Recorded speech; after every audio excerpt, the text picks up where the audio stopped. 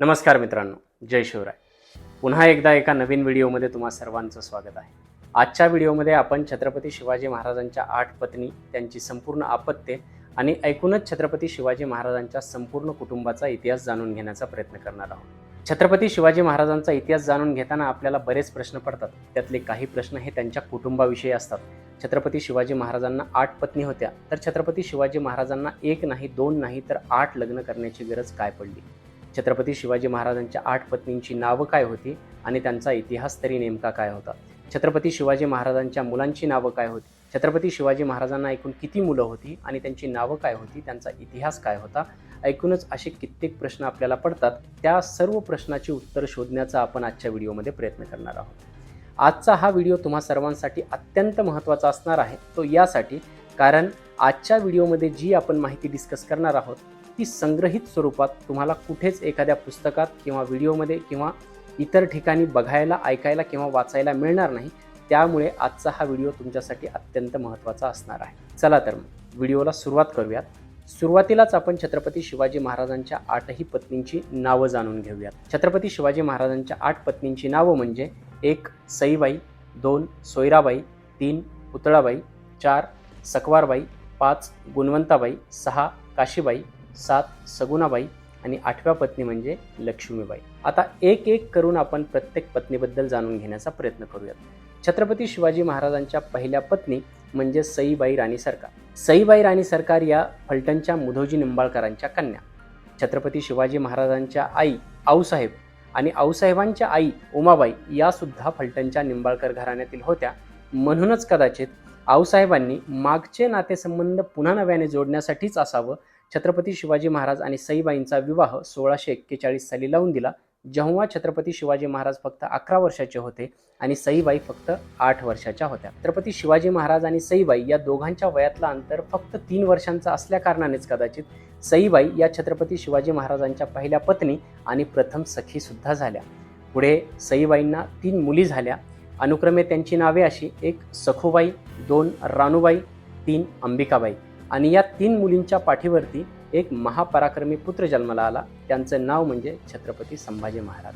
छत्रपती संभाजी महाराज अवघे 1.5 वर्षाचे असताना सईबाई राणी सरकारांचं 1659 साली अत्यंत दुर्दैवी असे निधन झाले.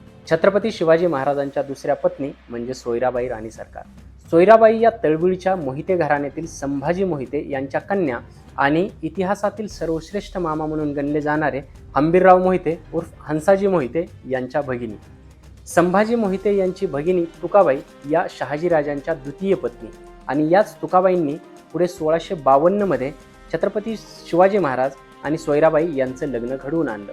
संभाजी मोहित्यांना 2 मुली होत्या. एक सोयराबाई ज्यांचा विवाह छत्रपती शिवाजी महाराजांसोबत झाला आणि दुसरा म्हणजे अनुबाई ज्यांचा विवाह छत्रपती शिवाजी महाराजांचे सावत्र बंधू व्यंकोजीराजे यांच्यासोबत झाला.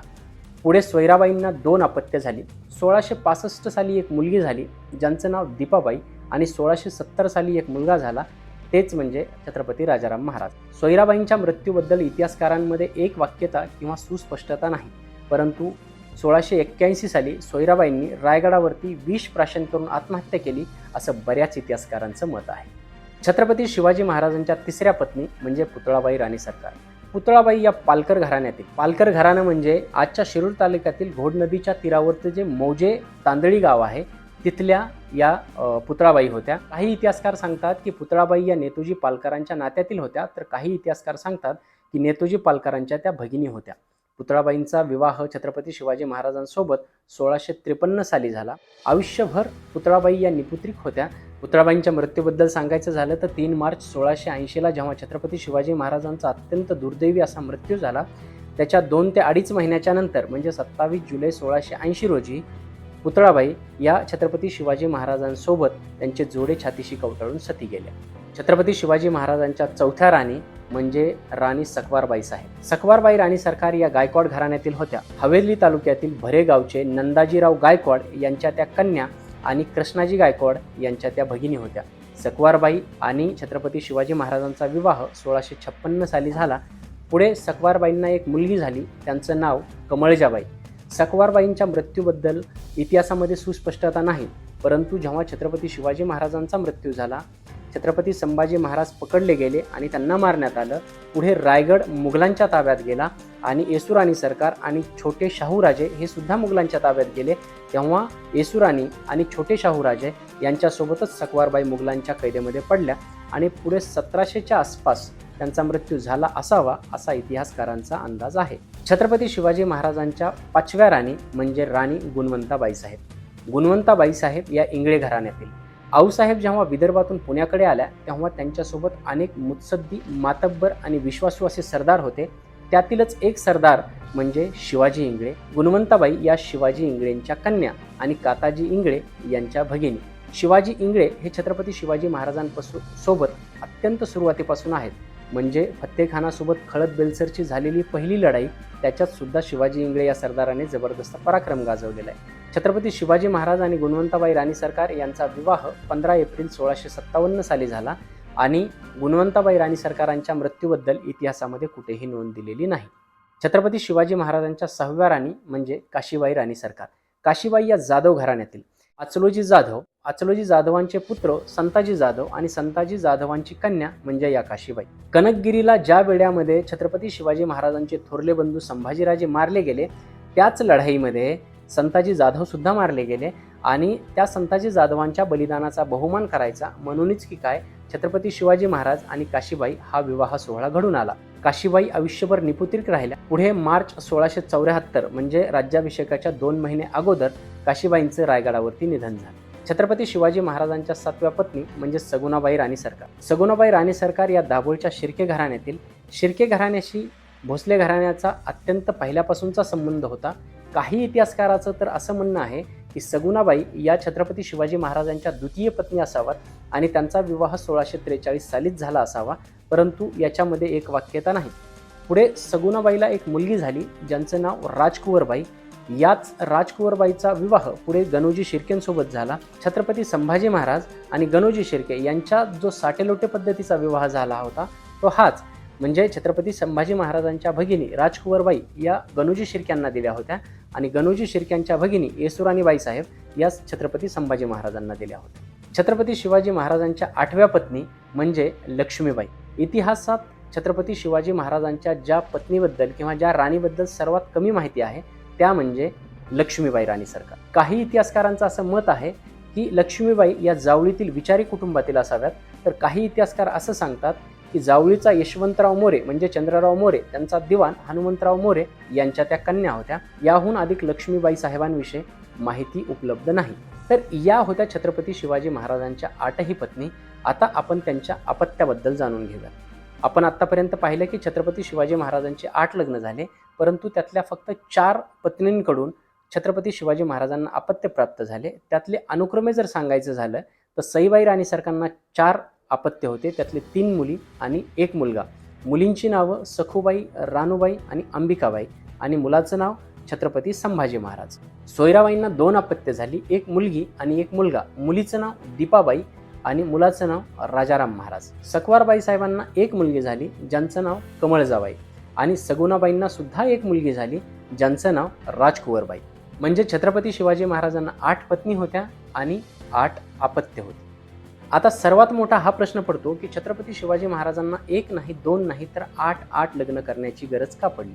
जसं शिवचरित्र वाचल्याच्या नंतर आपल्याला एक गोष्ट लक्षात येते की छत्रपती शिवाजी महाराजांनी प्रत्येक गोष्ट केली ती दूरगामी परिणामांचा विचार करून केली किंवा अत्यंत दूरदृष्टीने केली. तत्कालीन काळामध्ये मराठा सरदार अतिशय शक्तिशाली होते, मातब्बर होते, परंतु त्यांची निष्ठा ही अत्यंत कुचकामी असायची. यामुळे घडलं असं की लोक जोडली गेली, त्यांच्यासोबत रक्ताचे संबंध जोडले गेले आणि याच लोकांनी वेळ प्रसंगी रक्त सांडून स्वराज्य उभं केलं आणि रक्त सांडूनच ते स्वराज्य टिकवलं सुद्धा. तर उदाहरणादाखल सांगायचं झालं तर सईबाईंचं माहेर हे निंबाळकर घराण्यातलं आणि निंबाळकर घराण्याने छत्रपती शिवाजी महाराजांना आजपासून इथपर्यंत साथ दिलेली आपल्याला इतिहासात पाहायला मिळते. सोयराबाईंचं घराणं मोहिते घराणं, त्यात इतिहासातील सर्वश्रेष्ठ मामा हंबीर मामाने छत्रपती शिवाजी महाराज आणि छत्रपती संभाजी महाराज आणि एकूणच स्वराज्यासाठी जे काही मोलाचं योगदान दिले ते आपणा सर्वांना माहिती आहे. पुतळाबाईंचं घराणं हे पालकर घराणं आणि त्याच घराण्यातील नेतोजी पालकरांचा छत्रपती शिवाजी महाराजांसाठी त्याग आणि पराक्रम हा इतिहासात कुठेही लपलेला नाही. सकवारबाई साहेबांचं घराणं गायकवाडांचं घराणं. नंदाजीराव गायकवाडांनी छत्रपती शिवाजी महाराज शहाजी महाराज यांची सेवा केली आणि पुढे कृष्णाजी गायकवाड हे छत्रपती शिवाजी महाराजांच्या 10 अंगरक्षकापैकी एक होते. गुणवंताबाईचं जे घराणं होतं ते इंगळे घराणं होतं. त्याच्यात शिवाजी इंगळेंनी आधीपासूनच आऊसाहेबांची सेवा केली, पुढे छत्रपती शिवाजी महाराजांची सेवा केली. इतकंच नाही तर काताजी इंगळे, गुणवंताबाई राणी सरकारांचे बंधू, हे छत्रपती शिवाजी महाराजांच्या 10 अंगरक्षकापैकी एक होते. काशीबाईंचं घराणं तर जाधव घराणं, जे छत्रपती शिवाजी महाराजांच्या आजूळचं आणि आऊसाहेबांच्या माहेरचं घराणं होतं. त्यात अचलोजी जाधवापासून संताजी जाधवापर्यंत जबरदस्त पराक्रम गाजवला. इतक्यावर ते थांबत नाहीत, तर काशीबाई राणी सरकारांचे बंधू शंभूसिंह जाधव यांनी सुद्धा अफजल खान वधाच्या वेळी जबरदस्त पराक्रम गाजवला. इतिहास एवढ्यावर थांबत नाही, तर शंभूसिंह जाधवांचे पुत्र म्हणजे धनाजी जाधव, पुढे जे संताजी आणि धनाजी इतिहासामध्ये जबरदस्त फेमस झाले, ज्या संताजी आणि धनाजींनी मुघलांना सळो की पळो करून सोडलं, त्यातलेच धनाजी जाधव म्हणजे छत्रपती शिवाजी महाराजांच्या मेहुण्यांचा मुलगा. एक गणोजी शिर्केंचा अपवाद सोडला तर छत्रपती शिवाजी महाराजांनी ज्या ज्या लोकांसोबत हे रक्ताचे संबंध जोडले, त्या सर्व लोकांनी खस्ता खाऊन हे स्वराज्य उभं केलं आणि वेळ प्रसंगी रक्त सांडून ते स्वराज्य टिकवलं सुद्धा. म्हणूनच सांगावं असं वाटतं की छत्रपती शिवाजी महाराजांनी जी 8 लग्न केली ती भोगविलासासाठी तर बिलकुलच नव्हती. ती होती माणसं जोडण्यासाठी, त्यांच्याशी रक्ताचे संबंध जोडण्यासाठी आणि स्वराज्य उभं करण्यासाठी आणि पुढे स्वराज्य टिकवण्यासाठी सुद्धा. मित्रांनो, आजचा हा व्हिडिओ, ही माहिती तुम्हाला जर आवडली असेल तर नक्की लाईक करा, कमेंट करा, शेअर करा, सबस्क्राईब करा, काहीही करा. परंतु ही माहिती, हा व्हिडिओ जास्तीत जास्त लोकांपर्यंत पोहोचवणं ही तुम्हा लोकांची जिम्मेदारी आहे. जय शिवराय मित्रांनो.